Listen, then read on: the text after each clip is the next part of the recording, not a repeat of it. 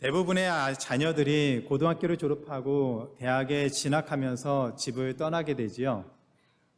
그때 부모님들이 많이 힘들어 한다고 합니다. 그래서 빈둥지 신드롬이라는 말도 생겼습니다. 이제 1년 뒤면 저희 집도 완전히, 저희 둥지도 완전히 비어지게 되어서 아마도 빈둥지 신드롬을 좀 앓지 않을까라고 생각을 합니다. 아이들이 다 커서 집을 떠날 때가 되니 지난 시간들을 좀 돌아보는 시간들을 갖게 됩니다. 결혼을 하고 아이들을 낳고 자녀들을 양육하고 그렇게 지난 시간들을 돌아보니까 잘했던 것들도 있고 잘못했던 것들도 있고 걱정 없이 행복하게 지냈던 그런 시간들도 있고 어려웠고 힘들고 고난의 시간들도 있었습니다. 그런 시간들이 지나고 나면 또 다시 회복되어지고 다시 정상적인 삶을 사는 그런 반복된 시간들이 되더라고요. 이제 나이가 50이 넘으면서 제가 살아온 지난 세월들을 좀 돌아보는 시간들을 갖고 점검하고 앞으로 남은 인생을 어떻게 살아야 되는지 좀 그런 시간들을 다시 한번 돌아보고 성찰하는 시간들을 갖게 됩니다. 모든 사람의 삶에는 업앤다운이 있습니다. 잘 풀리는 것 같다가 어려움이 찾아오기도 하지요. 그리고 다시 회복하기를 반복하는 삶이 우리의 인생인 것 같습니다. 어떤 사람만 그런 것이 아니라 대부분의 사람들이 업앤다운의 시간들을 갖는 것 같습니다. 이런 인생을 살면서 어떻게 하면 범사에 감사하면서 살 수 있을까요? 고난이 찾아오겠지만 힘든 일이 있겠지만 그 고난과 어려움 속에서 어떻게 하면 하나님을 바라보면서 승리하는 삶을 살 수 있을까요?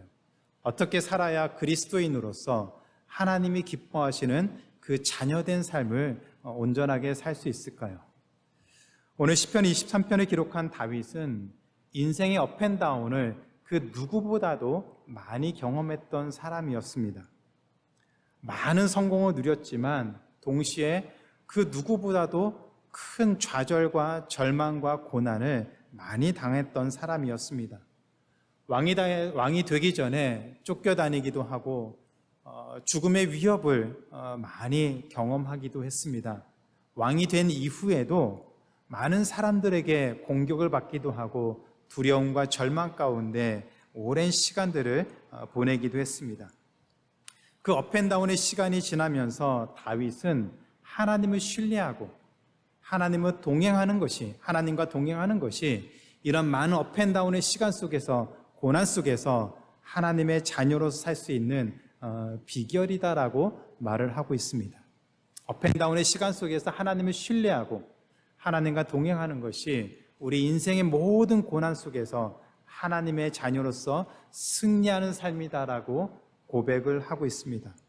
하나님을 신뢰하고 동행하며 힘든 시간을 이겨내기 위해서 우리는 두 가지를 기억해야 됩니다. 첫 번째는 우리 인생이 무엇인지 통찰하고 그리고 그 과정을 통해서 인생의 문제점을 찾아야 합니다. 우리 인생에 무엇이 문제가 되는지 그것을 반드시 찾아야 됩니다. 그리고 두 번째는 우리 인생의 문제를, 그 찾은 문제를 해결하기 위해서 성경적인 방법을 찾아야 합니다. 오늘 이 두 가지를 시편 23편 말씀을 통해서 함께 찾아보도록 하겠습니다. 첫 번째로 먼저 우리 인생의 문제점이 무엇인지 살펴보겠습니다. 목자가 양을 위해 해야 할 것, 그 중에 가장 중요한 것은 푸른 풀과 물이 있는 곳으로 양을 데리고 가는 일입니다.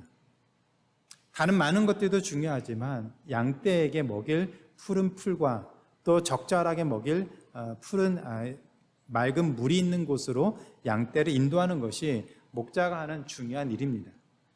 푸른 초장과 잔잔한 물가를 찾아서 이리저리 다니다 보면 평지와 같은 그런 잔잔하고 아름다운 그런 곳을 지나기도 하겠지만 가파른 산지나 위험한 골짜기를 지날 수밖에 없습니다. 그래서 오늘 우리가 읽은 말씀 4절에 보면 사망의 음침한 골짜기로 다니는 양의 모습을 그리고 있습니다.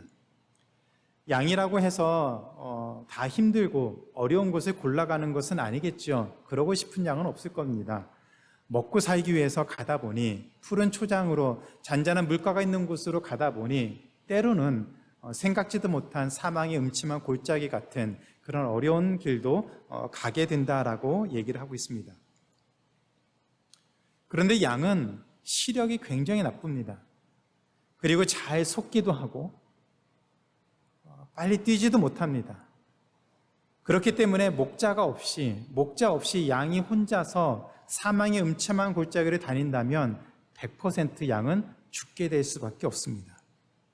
사망의 골짜기로 가고 싶지 않다고 피해갈 수 있는 것도 아니지요. 한마디로 말해서 양에게는 살아남기 위해서 그 스스로에게는 답이 없습니다. 고난을 피할 수도 없고요. 고난이 왔을 때 그 고난을 해결할 능력이 양에게는 전혀 없습니다. 그 정도로 양은 무능한 동물입니다. 그런데 다윗은 자신의 삶을 이런 무능한 양의 모습에 비유해서 설명하고 있습니다. 처음에 말한 것처럼 우리 삶은 언제나 업앤다운이 있습니다. 그 업앤다운의 삶을 피할 수도 없습니다.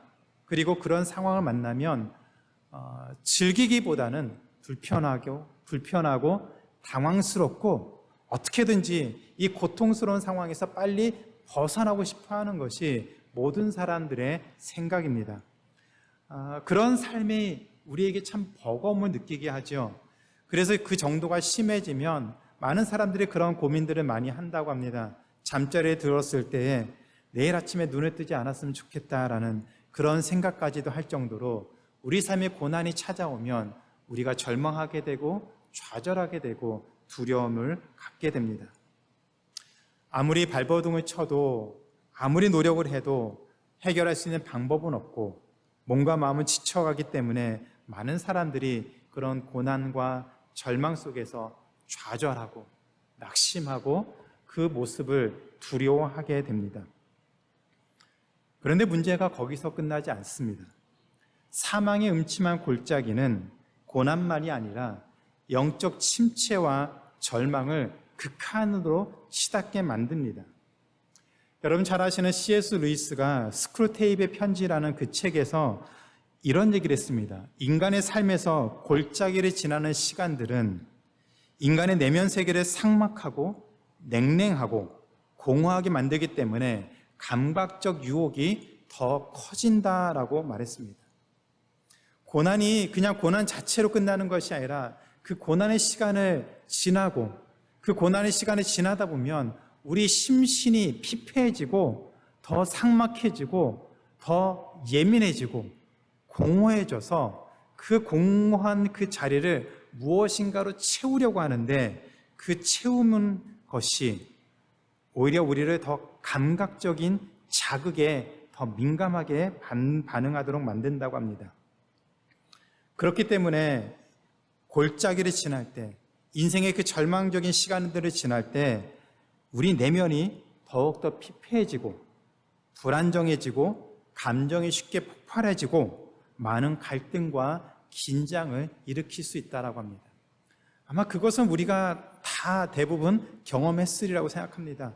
다른 때 같으면 그냥 별일 아닌 것처럼 넘길 수 있는 일도 마음에 여유가 없고 쫓기고 두렵고 불안함이 있으면 그 작은 일에도 굉장히 민감하게 반응하고 폭발하고 갈등하고 싸우는 것들이 우리에게 너무나도 많이 일어납니다.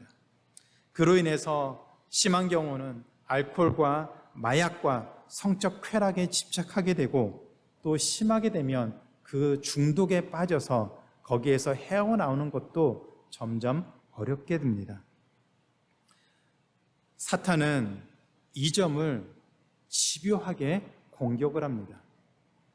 침체되어서 지쳐있을 때 이런 일들을 하는 것이, 이런 중독에 빠지는 것, 이런 폭발하는 그런 삶을 사는 것들이 마치 진통제인 것처럼 믿게 만들어서 거기에 의존하게 되고 거기에 빠져들게 되어서 거기에서 벗어날 수 없는 삶을 살게 만듭니다.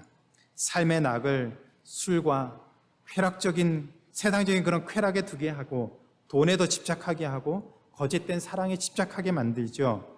그 결과가 무엇인지 우리는 많이 들어봐서 어쩌면 경험해서 잘 알고 있습니다.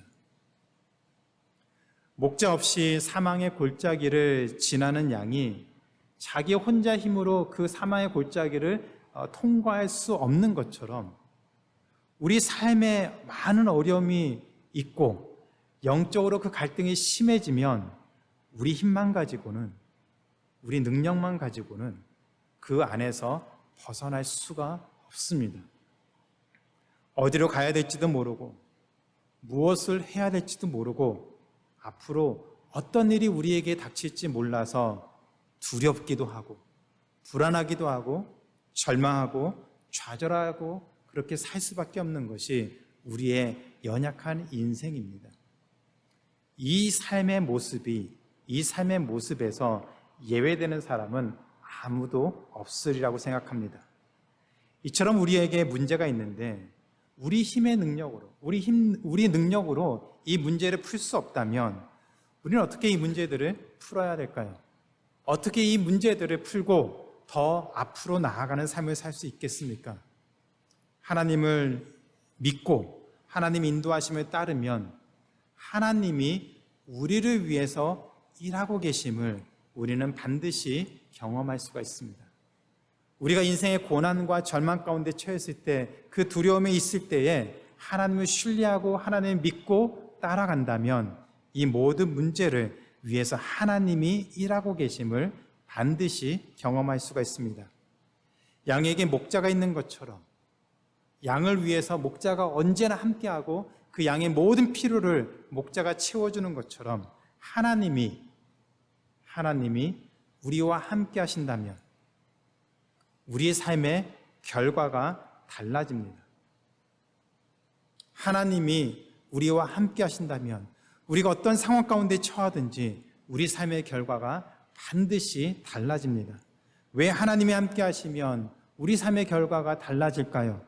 다윗은 시편 23편에서 세 가지 이유를 들어서 하나님이 함께 하시면 우리 삶의 결과가 왜 달라지는지를 설명하고 있습니다. 첫 번째로 하나님이 함께 하시면 우리 삶의 결과가 달라지는 첫 번째 이유는 하나님이 우리의 모든 필요를 알고 계시기 때문입니다. 하나님이 우리가 무엇을 필요로 하고 우리가 어떤 상황인지 다 알고 계시기 때문에 그 하나님이 우리와 함께 하신다면 우리 인생의 결과가 반드시 달라진다라고 말을 하고 있습니다. 목자는 양이 무엇을 필요로 하는지 잘 알고 있습니다. 가장 잘 알고 있는 사람이 존재가 목자입니다. 그리고 어디로 가면 양들을 위해서 푸른 초장이 있고 어디로 가면 양이 먹을 수 있는 그런 맑은 물이 있는지 목자는 다 알고 있습니다. 그래서 때로는 사망의 음침한 골짜기를 지나면서까지라도 양에게 필요한 그 푸른 초장과 쉴 만한 물가로 인도하게 되는 것이 바로 목자의 역할입니다. 목자가 양에게 무엇이 필요한지 알고 그 양들을 이끄는 것처럼 우리의 목자 되신 하나님은 우리의 모든 필요를 알고 우리 삶을 인도하십니다. 영적으로 혼미하고 그리고 타락한 죄 가운데 있는 이 세상을 살아가는 우리가 얼마나 위태롭고 때로는 얼마나 낙심하고 절망하고 두려움 가운데 있는지 하나님이 그런 우리의 모습을 누구보다도 가장 잘 알고 계십니다.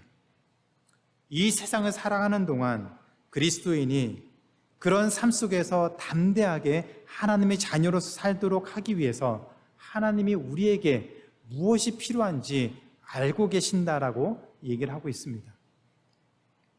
다만 사망의 음침한 골짜기를 지나야 푸른 초장이 나오고 쉴 만한 물가가 나오는 것처럼 우리에게 닥치는 삶의 그런 어려운 시간들을 지나서 우리가 누리고 있는 이 삶이 얼마나 감사하고 은혜가 넘치는 것인지를 깨닫게 하도록 하기 위해서 때로는 하나님이 우리를 사망의 음침한 골짜기를 지나게 하실 수 있다는 것을 기억해야 됩니다.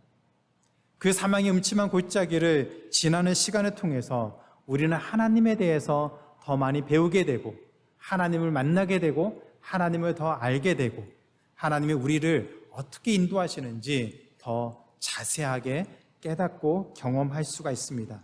그 후에야 비로소 우리는 하나님이 우리와 함께하는 삶이 얼마나 복되고 얼마나 아름답고 우리 삶을 안정적으로 지키고 인도하시는지 그것을 고백할 수 있는 푸른 초장과 쉴만한 물가에서 우리 삶을 즐기고 감사하며 살 수가 있습니다. 기억하시기 바랍니다. 사망의 음침한 골짜기는 푸른 초장과 잔잔한 물가로 가기 위해서 지나가는 통로입니다. 과정입니다. 그것이 우리 삶의 목적지가 아닙니다.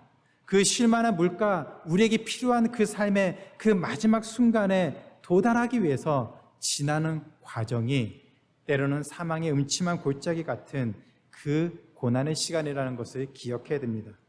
그러나 우리는 그 사망의 골짜기를 지나면서 하나님을 만나게 되고 하나님과 교제하게 되고 그런 하나님을 더 깊이 알 수 있는 기회를 갖게 됩니다.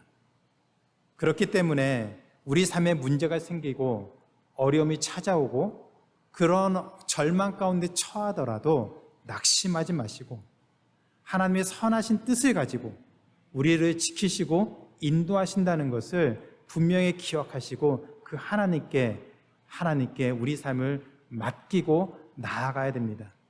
그러면 우리의 모든 필요로 하시는 하나님이 우리를 지키시고 인도하시고 더 나아가 우리를 위해서 그런 고난을 지나가는 우리를 위해서 하나님이 일하고 계신다는 사실을 분명히 믿게 될 줄로 믿습니다. 그 삶이 우리의 마지막을 반드시 바꾼다는 것을 믿음으로 고백하는 우리 모두가 되기를 기도합니다. 두 번째로 하나님이 함께 하시면 우리 삶이 달라질 수 있는 두 번째 이유는 하나님이 하나님의 이름을 두고 우리를 위해서 일하시기 때문입니다. 하나님이 하나님의 그 이름을 두고 우리를 위해서 일하시기 때문입니다. 4절에 보면 사망의 음침한 골짜기를 다닐지라도 해를 두려워하지 않을 것은 주께서 나와 함께 하심이라 주의 지팡이와 막대기가 나를 안위하시나이다 라고 고백을 했습니다. 야생동물들이 곰이나 늑대 같은 야생동물들이 양을 공격하고 양을 죽이려고 달려오면 목자는 막대기나 돌멩이나 이런 지팡이로 그 야생동물들을 쫓아냅니다. 그리고 양이 잘못된 길로 가면 지팡이로 양들을 다시 바른 길로 인도하는 것, 그것이 바로 목자의 역할입니다. 그런 목자와 함께하기 때문에 양은 안전하게 그리고 때로는 사망의 음침한 골짜기를 지날지라도 두려워하지 않고 그리고 마침내 푸른 초장과 쉴만한 물가에 도달할 수 있다라고 얘기를 하고 있습니다. 사망의 골짜기를 지나는 것은 고난의 삶이고 영적 침체와 절망이 깊이 밀려드는 시간입니다. 우리에게도 그 시간이 정말 괴롭고 힘들고 어려움의 시간이 될 수 있습니다. 그때에는 모든 것이 끝난 것 같고 그래서 자포자기하고 싶은 마음이 들고 더 이상 소망이 없어서 소망이 없다라고 생각해서 모든 것을 포기하고 싶은 마음이 가득 듭니다. 그런데 하나님이 그런 우리를 그대로 자포자기한 채 살도록 놔두지 않습니다. 우리 심정은, 우리 상황은 더 이상 소망이 없고 절망이고 모든 것이 끝난 것처럼 보이는 그때라도 하나님은 우리를 포기하지 않으시고 우리를 그곳에서 끄집어내어서 하나님이 인도하신다는 것을 기억해야 됩니다. 3절에 보면 하나님은 우리 영혼을 소생시키시는 분이다라고 얘기를 하고 있습니다. 문제가 생겨서 우리가 무너지는 것이 아니라 우리 마음이 무너졌기 때문에 우리가 무너지죠. 그래서 마음을 무너뜨리게 되면, 마음이 무너지게 되면 모든 것이 다 포기하게 되고 절망하게 됩니다. 그래서 잠언에서도 무엇보다도 그 마음을 지키라고까지 권면하고 있습니다. 영적으로 깊은 침체에 빠지면 그래서 우리는 무너지게 되고 자포자기하게 되고 포기하게 됩니다. 그렇게 무기력하게 주저앉은 우리를 다시 일으켜 세우는 분이 우리의 아버지 되신 하나님이십니다.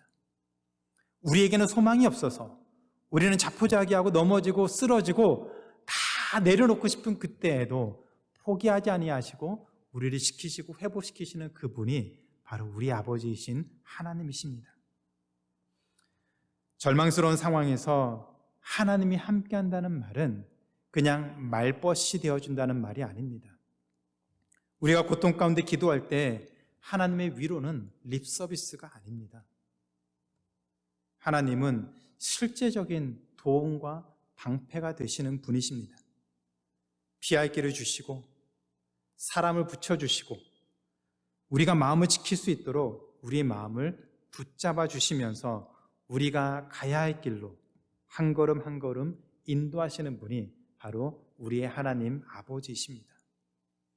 그런데 왜 하나님이 이렇게까지 우리 삶을 지키시고 인도하실까요? 왜 하나님이 어떤 이유 때문에 우리를 이런 절망 가운데서도 포기하지 아니하시고 우리를 지키시고 우리를 회복시키는 그 자리까지 나아가실까요? 왜 우리가 사망의 음침한 골짜기를 지날 때 하나님의 지팡이와 막대기로 우리를 지키시고 우리 삶을 회복할까요? 3절 후반주에 다윗은 그 이유를 하나님에게서 찾았습니다. 자기 이름을 위하여, 하나님의 이름을 위하여 의의 길로 우리를 인도하신다고 했습니다. 하나님의 이름 때문에, 우리에게 둔 하나님의 그 이름 때문에 우리를 지키시고 의의 길로 인도하신다라고 고백을 하고 있습니다. 하나님의 스스로 동기부여가 되어서 일을 하십니다. 우리를 살리고 푸른 초장과 쉴만한 물가로 인도하시는 이유가 하나님의 이름 때문입니다. 우리가 대단한 사람이어서 하나님의 은혜를 주시고 우리가 뭔가 대단한 일을 해서 하나님이 우리에게 그런 것을 기억하셔서 크레딧을 주기 위해서 우리를 사랑하신 것이 아니라 우리를 하나님이 먼저 사랑하셨고 구원하시기로 작정하셨고 그리고 예수님 이 땅에 보내주셔서 우리를 하나님의 이름을 가진 하나님의 자녀로 삼아주셨기 때문에 그 이름 때문에 하나님이 지금도 우리를 위해서 일하신다고 말씀하고 있습니다. 하나님의 사랑을 한번 생각해 보세요. 우리가 예쁘고 우리가 뭔가 대단해서 뭔가 하나님께 뭔가 극적인 것을 드려서 하나님이 우리를 사랑하셨습니까? 아닙니다. 성경 어디에도 그런 말은 없습니다. 오히려 로마서 5장 8절에 보면 우리가 아직 죄인 되었을 때 그리스도께서 우리를 위해 죽으심으로 하나님께서 우리에게 향한 하나님께서 우리를 향한 하나님의 그 사랑을 확증하셨다, 보여주시고 증명하셨다라고 고백을 하고 있습니다. 하나님은 결코 손해보는 일을 하지 않으십니다. 하나님은 철저하십니다. 하나님이 투자한 것, 하나님이 희생한 것에 대한 그 모든 결과들을 반드시 가지시는 분이 하나님이십니다. 그 하나님이 당신의 아들 예수 그리스도를 십자가에 죽게 하시고 그 아들을 믿는 자를 하나님의 자녀 삼아주셔서 구원하게 하신 우리를 하나님이 포기하시겠습니까? 하나님의 이름을 걸고 우리를 구원하셨는데 하나님의 그런 우리를 하나님의 이름을 두고 우리를 구원하셨는데 그런 우리를 하나님이 포기하시겠습니까? 절대로 그럴 수 없습니다. 하나님의 이름을 두고 구원한 우리를 하나님은 절대로 포기하지 않습니다. 때로는 사망의 골짜기를 지나고 또 그 골짜기를 지나게 하실지라도 우리를 지키실 뿐만 아니라 그 사망의 골짜기를 지나서 회복시키시고 우리 영혼을 소생시키시고 푸른 초장과 쉴 만한 물가로 인도하시는 분이 우리의 아버지 되신 하나님이라는 것을 기억하시기 바랍니다. 우리는 그런 하나님을 아버지라고 부르고 그런 하나님을 믿고 기도하면서 우리의 마음을 지키고 오직 하나님을 의지하며 살아야 합니다. 고난의 순간에 무엇이 제일 처음 떠오르십니까? 어떤 것을 제일 먼저 하십니까? 그때 우리가 가장 먼저 하는 것, 그것이 우리 신앙의 척도, 우리 신앙의 본질을 보여주는 것이죠. 어떤 일을 만나도 아무리 어렵고 두려운 일이 있어도 하나님을 찾고 힘든 마음을 하나님께 마음껏 쏟아놓으시고 기도하면 하나님이 하나님의 이름을 걸고 우리를 의의 길로 인도하시는 그 하나님을 만나게 될 줄로 믿습니다. 그 하나님께 기도해야 됩니다. 그 하나님을 믿어야 됩니다. 그러면 반드시 하나님의 역사하는 그 은혜를 누리고 경험하는 삶을 살게 될 줄로 믿습니다. 세 번째로 하나님이 함께 하시면 우리 삶이 달라질 수 있는 세 번째 이유는 하나님이 우리의 그 마지막을 책임져 주시기 때문입니다. 하나님이 우리의 그 마지막을 책임져 주시기 때문에 하나님과 동행하면, 하나님과 함께하면 우리 삶의 결과가 반드시 달라집니다. 다윗의 삶을 보면 다윗은 정말 어려운 시간들을 많이 겪었던 사람입니다. 사울에게 쫓기기도 했고 주변에서 시기와 질투도 너무너무 많이 받았습니다. 심지어는 그 아들 압살롬에게 쫓기기도 하고 도망을 당하기도 하고 오해를 받기도 하고 핍박을 받기도 했습니다. 그럴 때마다 다윗을 조롱하고 비난하는 사람들이 있었습니다. 그러나 하나님은 다윗을 보호하시고 원수들 앞에서 다윗을 다시 세워주셨습니다. 그래서 하나님이 다윗과 함께한다는 것을 모든 사람 앞에서 분명하게 드러내고 보여주셨습니다. 그래서 다윗은 그런 하나님을 5절에서 이렇게 고백했습니다. 주께서 하나님이 내 원수의 목전에서 모든 원수들 앞에서 나에게 상을 차려주시고 기름을 내 머리에 부어주셨으니 내 잔이 흘러 넘치나이다. 이런 모든 시간을 경험한 다윗은 6절에 자신의 평생에 자신의 모든 인생을 돌아보니 하나님의 선하심과 인자하심이 항상 반드시 따른다고 고백했습니다. 여기에서 히브리어 따른다고 하는 그 동사는 스토커처럼 바짝 뒤쫓는 것을 의미합니다. 하나님의 선하심과 인자하심이 스토커처럼 여러분이 어디 가든지 어떤 상황이 되든지 우리를 바짝 뒤쫓아서 거기에서 벗어날 수 없는 그 상태를 하나님의 인자하심과 선하심이 따른다라고 표현하고 있습니다. 한번 우리 삶을 돌아보면 정말 그런 것을 경험하고 고백하지 않습니까? 사망의 골짜기를 지나는 것 같을 때 우리 마음이 어렵기도 하고 두렵기도 하고 그래서 스스로 실패한 것처럼 느껴지기도 하죠. 그런 우리를 보면서 사람들이 조롱하기도 하고 비난하기도 하고 손가락질을 하기도 합니다. 때로는 위로하고 조언하는 척하면서 은근슬쩍 정죄하는 사람들도 있습니다. 내 상황만으로도 힘이 드는데 주변 사람들이 그런 모습으로 반응하게 되면 더 낙심되고 더 힘들게 되죠. 그때 기억하시기 바랍니다. 하나님의 인자하심과 긍휼하심, 선하심은 우리를 바짝 뒤쫓아서 우리의 바로 옆에 항상 있어서 우리를 다시 세워주시고 원수의 목전에서 우리를 회복시키실 것을 믿으시기 바랍니다. 아무리 우리가 힘들고 어려운 상황에 있더라도 하나님의 선하심과 인자하심이 하나님의 긍휼이 우리를 바짝 뒤쫓아서 그 안에서 벗어날 수 없을 정도로 바짝 뒤쫓아서 우리를 지키시고 보호하시고 원수의 목전에서도 우리를 회복시키신다는 것을 기억하시기 바랍니다. 이번 한 주간 동안 우리 지나온 시간들을 한번 돌아보는 시간을 가졌으면 좋겠습니다.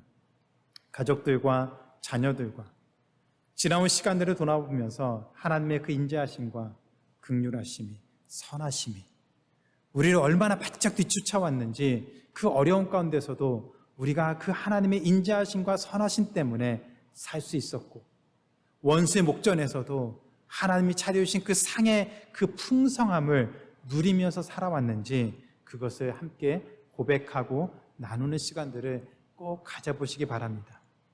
이런 기억이 그런 나눔이 우리에게 다시 일어날 수 있는 힘을 주고 우리를 쉴만한 물가, 푸른 초장과 쉴만한 물가를 인도하시는 그 하나님을 다시 바라볼 수 있도록 우리에게 힘과 은혜를 주실 줄로 믿습니다.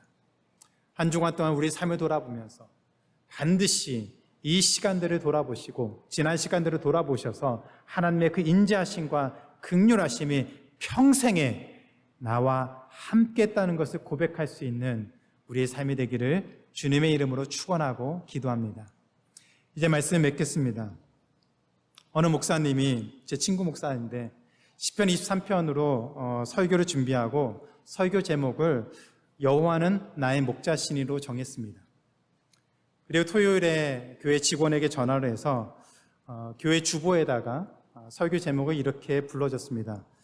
설교 제목은 여호와는 나의 목자시니 그거면 되겠습니다.